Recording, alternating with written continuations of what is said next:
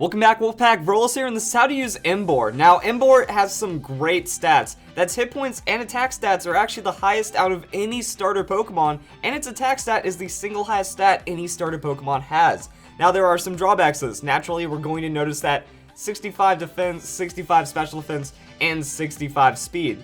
So Emboar, it's going to hit hard, and it's going to be able to soak up some hits, but it's kind of frail in the defensive category, and it's not going to be going anywhere anytime soon with that speed. Also, the 100 special attack.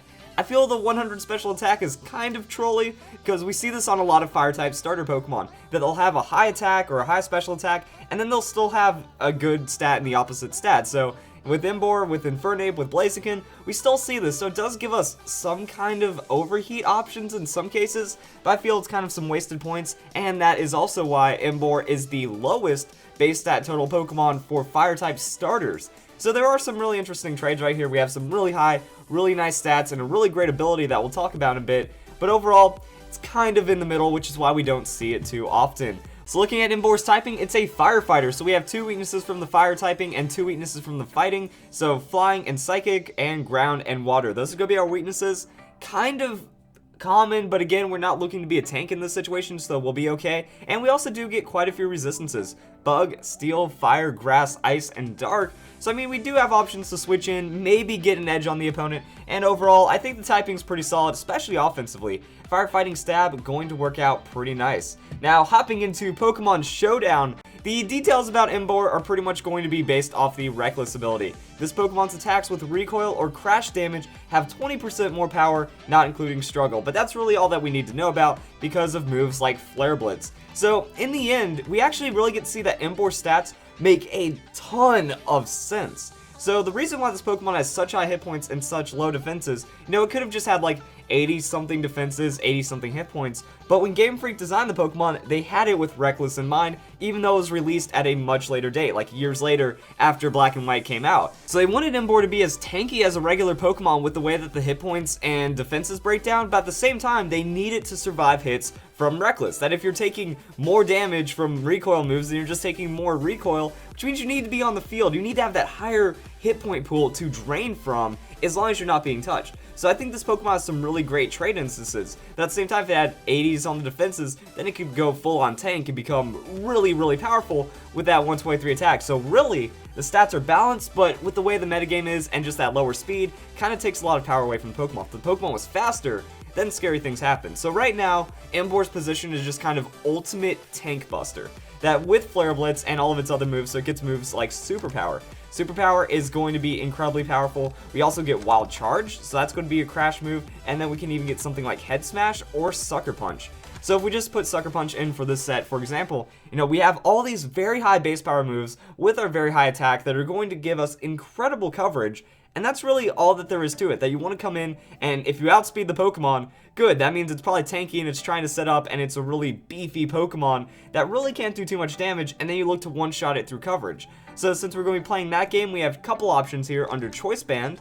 Choice Band is going to just make our power go way too high. That Flare Blitz, 120 base power, getting stabbed, so pushing us to 180, and also getting the 20% off of Reckless, and then the 50% off of Choice Band with the 379 attack. I'm pretty sure some Pokemon that resist it can get one shot. Actually, for example, we can see that Flare Blitz does 90% to 106%, has a 37% chance of just KOing Greninja. Now, there are going to be rare situations where we outspeed it, but just a damage calculation on a resisted hit. Also, we have Wild Charge, so that's going to be a super effective hit anyways, and that will be a reliable KO, but just shows, resisted almost one-hit KOing a Pokemon.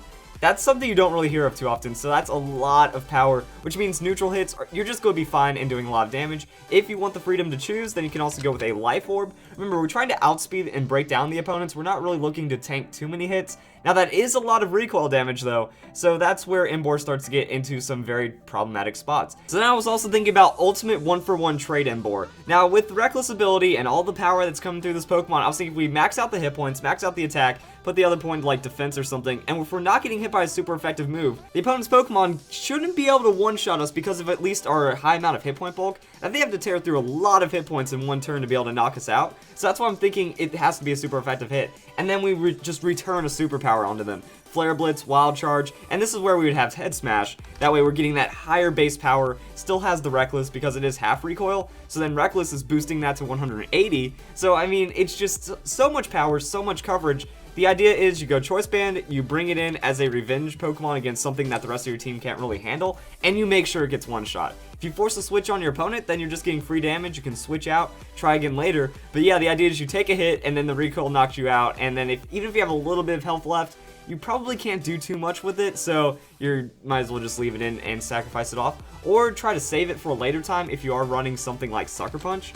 So then the idea in this case is you take a hit, you knock out the opponent's Pokemon, you take recoil down to red, you switch out, and then next time Emboar comes in, you just Sucker Punch. That way you have at least some high damage priority that can trade off pretty well. And that's really what I see for Emboar in most of the cases, that it's just going to be either you pray you outspeed a very, very slow Pokemon, or you just use it as a 1-for-1 heavy damage. Like, you get to choose one Pokemon on your opponent's side of the field, and that thing is not going to survive. On that, you can run Choice Scarf, but this is where things are also kind of questionable. Choice Scarf, you are sacrificing a lot of damage, and you are going to have to run speed investment, but that's where things still get weird, because 229, so you give it a Choice Scarf, and then you're at like 340 something, so you're kind of fast, but actually the way that the metagame is going, you know, a lot of Pokemon, they're hovering around that 110 to 115 and a little below. Like Mega Kangaskhan's only 100 base speed, and most time it runs Jelly, same with Mega Charizard. So until Mega Charizard starts boosting, you're going to be looking at around that speed. So you come in with the Scarf, and then you have some really high damage options.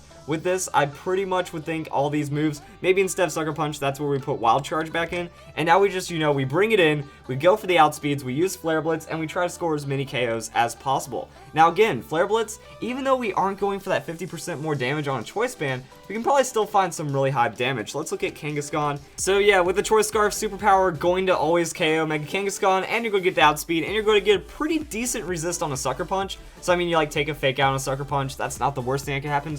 Flare Blitz is still around 75% damage as well, so against a non-super bulky Pokemon, so just a regular attacking Pokemon, Flare Blitz can have some KO potential as well because of that Reckless with the Choice Scarf. So all of your damage boosting really comes together and makes for a very powerful Pokemon. So that's it, you choose your item, you choose what you want Emboar to do, you just understand that you're not outspeeding everything with a Scarf, which is really unusual for a Scarf Pokemon, but in the end you're still getting a lot of damage, you're going for a lot of coverage. You know, Head Smash is going to devastate Pokemon, Flare Blitz, everything here is just going to be super amounts of damage. So yeah, Emboar's stats kind of put at a disadvantage. If it had a little bit more speed, might be competitive as a sweeper or something, but overall it has the lacking of identity and you have to sacrifice a lot of power, or you just have to go, well, I know I'm not going to sweep, but at least I'm going to take someone with me. So that's the idea behind Emboar. Hope you guys enjoyed the video, and I hope you all have a nice day. Thank you for watching.